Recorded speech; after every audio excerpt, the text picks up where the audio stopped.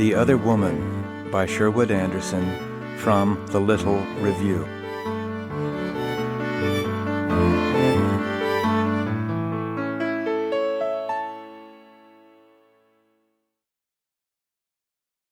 "I am in love with my wife," he said, a superfluous remark, as I had not questioned his attachment to the woman he had married. We walked for 10 minutes, and then he said it again. I turned to look at him. He began to talk and told me the tale I am now about to set down. The thing he had on his mind happened during what must have been the most eventful week of his life. He was to be married on Friday afternoon. On Friday of the week before, he got a telegram announcing his appointment to a government position. Something else happened that made him very proud and glad. In secret, he was in the habit of writing verses, and during the year before, several of them had been printed in poetry magazines. One of the societies that give prizes for what they think the best poems published during the year put his name at the head of their list. The story of his triumph was printed in the newspapers of his home city, and one of them also printed his picture. As might have been expected, he was excited and in a rather highly strung, nervous state all during that week. Almost every evening he went to call on his fiancée, the daughter of a judge. When he got there, the house was filled with people, and many letters, telegrams, and packages were being received. He stood a little to one side, and men and women kept coming to speak with him. They congratulated him upon his success in getting the government position and on his achievement as a poet. Everyone seemed to be praising him, and when he went home to bed, he could not sleep. On Wednesday evening he went to the theater, and it seemed to him that people all over the house recognized him. Everyone nodded and smiled. After the first act, 5 or 6 men and 2 women left their seats to gather about him. A little group was formed. Strangers sitting along the same row of seats stretched their necks and looked. He had never received so much attention before, and now a fever of expectancy took possession of him.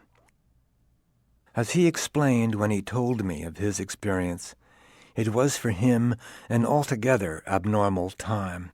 He felt like one floating in air. When he got into bed after seeing so many people and hearing so many words of praise, his head whirled round and round. When he closed his eyes, a crowd of people invaded his room. It seemed as though the minds of all the people of his city were centered on himself. The most absurd fancies took possession of him. He imagined himself riding in a carriage through the streets of a city. Windows were thrown open, and people ran out at the doors of houses. "There he is! That's him!" they shouted, and at the words a glad cry arose. The carriage drove into a street blocked with people. 100,000 pairs of eyes looked up at him. "There you are! What a fellow you have managed to make of yourself!" the eyes seemed to be saying. My friend could not explain whether the excitement of the people was due to the fact that he had written a new poem or whether in his new government position he had performed some notable act. The apartment where he lived at that time was on a street perched along the top of a cliff, far out at the edge of the city, and from his bedroom window he could look down over trees and factory roofs to a river. As he could not sleep, and as the fancies that kept crowding in upon him only made him more excited, he got out of bed and tried to think. As would be natural under such circumstances, he tried to control his thoughts, but when he sat by the window and was wide awake, a most unexpected and humiliating thing happened. The night was clear and fine. There was a moon. He wanted to dream of the woman who was to be his wife, think out lines for noble poems, or make plans that would affect his career. Much to his surprise, his mind refused to do anything of the sort. At a corner of the street where he lived, there was a small cigar store and newspaper stand run by a fat man of 40 and his wife, a small, active woman with bright gray eyes. In the morning, he stopped there to buy a paper before going down to the city. Sometimes he saw only the fat man, but often the man had disappeared and the woman waited on him. She was, as he assured me at least 20 times in telling me his tale, a very ordinary person with nothing special or notable about her, but for some reason he could not explain, being in her presence stirred him profoundly. During that week, in the midst of his distraction, she was the only person he knew who stood out clear and distinct in his mind. When he wanted so much to think noble thoughts, he could think only of her. Before he knew what was happening, his imagination had taken hold of the notion of having a love affair with the woman. "I could not understand myself," he declared in telling me the story. "At night, when the city was quiet and when I should have been asleep, I thought about her all the time. After 2 or 3 days of that sort of thing, the consciousness of her got into my daytime thoughts. I was terribly muddled. When I went to see the woman who is now my wife, I found that my love for her was in no way affected by my vagrant thoughts. There was but one woman in the world I wanted to live with, and to be my comrade in undertaking to improve my own character and my position in the world. But for the moment, you see, I wanted this other woman to be in my arms. She had worked her way into my being. On all sides, people were saying I was a big man who would do big things, and there I was. That evening when I went to the theater, I walked home because I knew I would be unable to sleep, and to satisfy the annoying impulse in myself, I went and stood on the sidewalk before the tobacco shop. It was a 2-story building, and I knew the woman lived upstairs with her husband.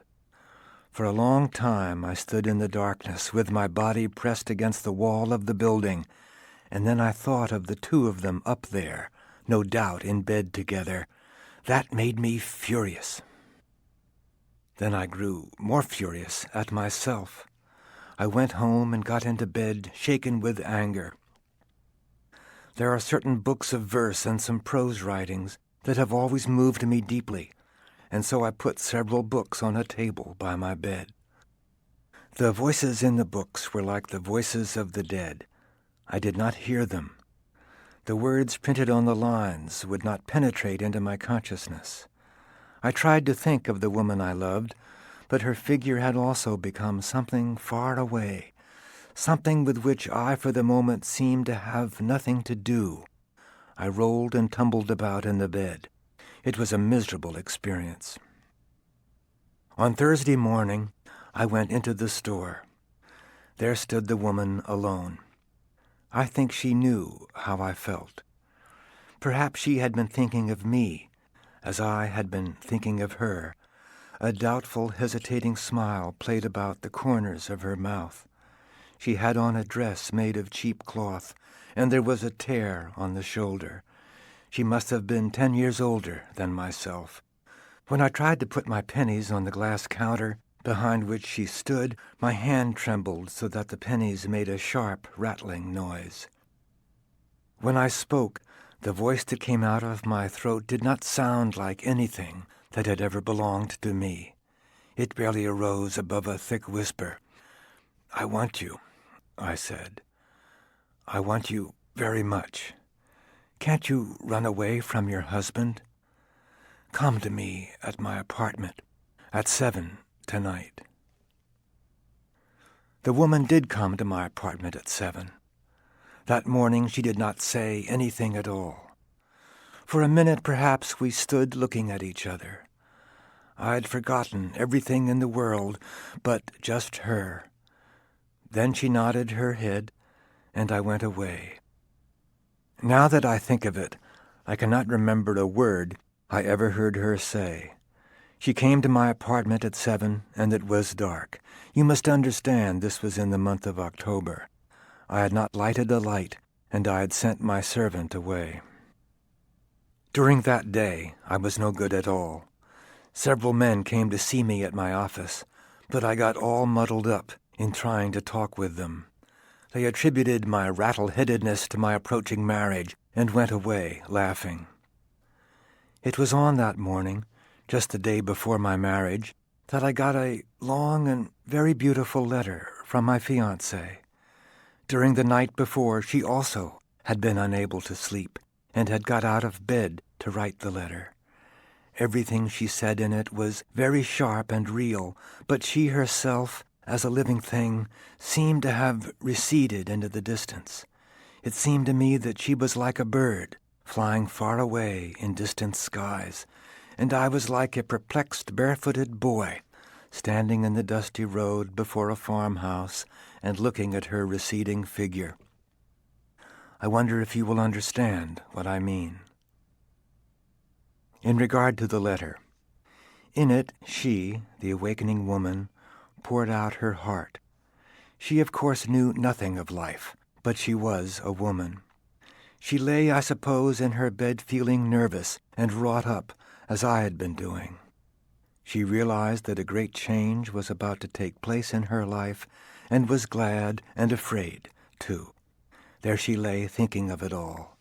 Then she got out of bed and began talking to me on the bit of paper. She told me how afraid she was, and how glad, too. Like most young women, she had heard things whispered. In the letter she was very sweet and fine. For a long time after we are married, we will forget we are a man and woman, she wrote. We will be human beings. You must remember that I am ignorant, and often I will be very stupid. You must love me and be very patient and kind. When I know more, when after a long time you have taught me the way of life, I will try to repay you. I will love you tenderly and passionately. The possibility of that is in me, or I would not want to marry at all. I am afraid, but I am also happy. Oh, I am so glad our marriage time is near at hand. Now you see clearly enough into what a mess I had got. In my office, after I read my fiancée's letter, I became at once very resolute and strong. I remember that I got out of my chair and walked about, proud of the fact that I was to be the husband of so noble a woman. Right away I felt concerning her as I had been feeling about myself before I found out what a weak thing I was. To be sure, I took a strong resolution that I would not be weak. At 9 that evening I had planned to run in to see my fiancée. I'm all right now, I said to myself. The beauty of her character has saved me from myself. I will go home now and send the other woman away. In the morning I had telephoned to my servant and told him that I did not want him to be at the apartment that evening, and I now picked up the telephone to tell him to stay at home. Then a thought came to me. I will not want him there in any event, I told myself. What will he think when he sees a woman coming to my place on the evening before the day I am to be married? I put the telephone down and prepared to go home. If I want my servant out of the apartment, it is because I do not want him to hear me talk with the woman. I cannot be rude to her. I will have to make some kind of an explanation, I said to myself. The woman came at 7 o'clock, and, as you may have guessed, I let her in and forgot the resolution I had made. It is likely I never had any intention of doing anything else. There was a bell on my door, but she did not ring, but knocked very softly. It seems to me that everything she did that evening was soft and quiet, but very determined and quick. Do I make myself clear? When she came, I was standing just within the door, where I'd been standing and waiting for a half hour. My hands were trembling as they had trembled in the morning when her eyes looked at me and when I tried to put the pennies on the counter in the store. When I opened the door, she stepped quickly in, and I took her into my arms. We stood together in the darkness. My hands no longer trembled. I felt very happy and strong. Although I have tried to make everything clear, I have not told you what the woman I married is like. I have emphasized, you see, the other woman. I make the blind statement that I love my wife, and to a man of your shrewdness, that means nothing at all. To tell the truth, had I not started to speak of this matter, I would feel more comfortable. It is inevitable that I give you the impression that I am in love with the tobacconist's wife. That's not true. To be sure, I was very conscious of her all during the week before my marriage, but after she had come to me at my apartment, she went entirely out of my mind. Am I telling the truth? I am trying very hard to tell what happened to me. I am saying that I have not since that evening thought of the woman who came to my apartment. Now, to tell the facts of the case, that is not true. On that evening I went to my fiancée at 9, as she had asked me to do in her letter. In a kind of way I cannot explain, the other woman went with me. This is what I mean. You see, I'd been thinking that if anything happened between me and the tobacconist's wife, I would not be able to go through with my marriage. It is one thing or the other with me, I had said to myself. As a matter of fact, I went to see my beloved on that evening, filled with a new faith in the outcome of our life together. I am afraid I muddle this matter in trying to tell it. A moment ago I said the other woman, the tobacconist's wife, went with me. I do not mean she went in fact. What I am trying to say is that something of her faith in her own desires and her courage in seeing things through went with me. Is that clear to you? When I got to my fiancée's house, there was a crowd of people standing about. Some were relatives from distant places I had not seen before. She looked up quickly when I came into the room. My face must have been radiant. I never saw her so moved. She thought her letter had affected me deeply, and of course it had. Up she jumped and ran to meet me. She was like a glad child. Right before the people who turned and looked inquiringly at us, she said the thing that was in her mind. "Oh, I am so happy," she cried. "You have understood. We will be two human beings. We will not have to be husband and wife." As you may suppose, everyone laughed, but I did not laugh. The tears came into my eyes. I was so happy I wanted to shout. Perhaps you understand what I mean. In the office that day when I read the letter my fiancé had written, I had said to myself, "I will take care of the dear little woman." There was something smug, you see, about that. In her house, when she cried out in that way, and when everyone laughed, what I said to myself was something like this: "We will take care of ourselves." I whispered something of the sort into her ears. To tell you the truth, I had come down off my perch. The spirit of the other woman did that to me. Before all the people gathered about, I held my fiancée close and we kissed. They thought it was very sweet of us to be so affected at the sight of each other. What they would have thought had they known the truth about me, God only knows. Twice now I have said that after that evening I never thought of the other woman at all. That is partially true, but sometimes in the evening when I am walking alone in the street or in the park as we are walking now, and when evening comes softly and quickly as it has come tonight, the feeling of her comes sharply into my body and mind. After that one meeting I never saw her again. On the next day I was married and have never gone back into her street. Often, however, as I am walking along as I am doing now, a quick, sharp, earthy feeling takes possession of me. It is as though I were a seed in the ground, and the warm rains of the spring had come. It is as though I were not a man, but a tree. And now, you see, I am married, and everything is all right. My marriage is to me a very beautiful fact. If you were to say that my marriage is not a happy one, I could call you a liar and be speaking the absolute truth. I have tried to tell you about this other woman. There is a kind of relief in speaking of her. I have never done it before. I wonder why I was so silly as to be afraid that I would give you the impression I am not in love with my wife. If I did not instinctively trust your understanding, I would not have spoken. As the matter stands, I have a little stirred myself up. Tonight I shall think of the other woman.